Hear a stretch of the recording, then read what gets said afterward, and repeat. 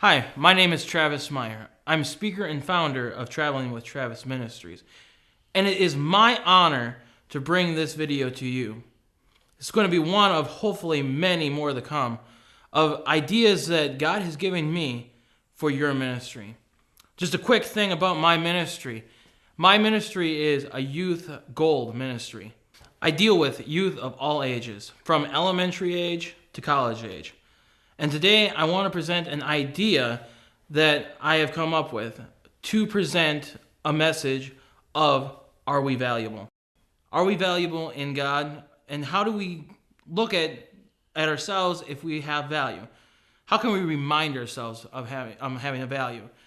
And when I was wrestling with this message, I started realizing that I need something that would catch their attention. If you who are in youth ministry, especially junior high youth ministry, it's kind of hard to keep their attention for so long. And I thought to myself, I need something that I can put up on a whiteboard or chalkboard that would be able to stay with their brains. So I came up with what I call the 4-point value system diagram. And I want to discuss this with you guys as not just telling you how that you have to do it a certain way, but give you an idea of how you can present this and you can take it and use it in your own ministry.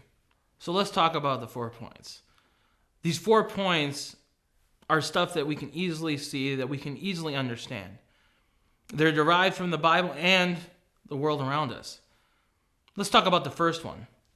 The first one, when I drew it on the top. I wrote the words God. The most basic and fundamental word that you can use in our Christian lives is God. He's the creator. He's everything that we need. He's the Holy One. He created Adam and Eve. He brought all of us into being. In God, we have value. I gave examples such as the lost sheep. I used examples such as a lost coin, like how God treats us as a lost coin. And we can find value in God because it's in His Word that He created us. We are fearfully and wonderfully made. He knit us in the mother's womb. Those are just some examples of what I use to convey this message that we can find value in God. The second point was Jesus. I know, no brainer, right? In Christianity, we are saved through Christ by believing in what He did on the cross. And we can find value in that because He did come to die on the cross. It says that God for so loved the world that He gave His only begotten Son. John 3:16, basic verse. He came to die. He came to die for us because we were valuable to Him. So I put that on the bottom. The next one was one that hit me personally, and that was family. So I put that on the right side of the diagram. Family. Aunts, uncles, some of those crazy grandmothers and grandfathers, some of those amazing cousins that you get to meet at family get-togethers. They all hold you at value.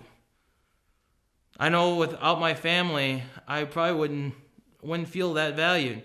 But the thing is, with my family, I know that when I go to them, that they value me, that they want to listen to me, that they hold me at a place where they love me and care for me, and that I mean something to them. So my third point was family. And so I put that on the right side. The left side. This one is a big, huge conglomeration of a lot of different areas. And that is where I put others. Others. That could either be friends. That can be some associate at work. That can be your youth leaders, youth pastors and missionaries. Pretty much anyone that you put in that thing is pretty much anyone that you come in association with. And the thing is, this one, you need to put a lot of emphasis on yourself. Youth leaders, youth pastors. Say, you know what? This is where you put yourself in this little bracket, right on the left side. Saying, hey, you know what? I can talk about you now because you are valuable. I can put that emphasis on me, saying that I value you. When you communicate to youth, they want to know that at least that you hold them at value. It answers the question, why do we get involved with youth ministry? It gives them at least the acknowledgement that, if they don't feel valued anywhere else, at least you value them. So I started thinking, again, about this diagram. I had on the top, God, bottom, Jesus. To the right, I had family, and to the left, I had others. I started asking a big question in my heart and in my head. What happens if I start looking at these 4 areas in my life, and all of a sudden I started noticing that in certain points, I didn't feel valued in certain ones. Sin can creep in. Sin can distract us. Sometimes you may look at God and be like, does he really value me? Okay, Jesus, does he really value me? Sometimes when you're having disagreements with your family members, you might not feel valued. And when you're having fights with friends and youth leaders and all that stuff, maybe you don't feel valued by them. I started thinking, I need to get a cornerstone point in my message into this diagram. And I started thinking, okay, how can I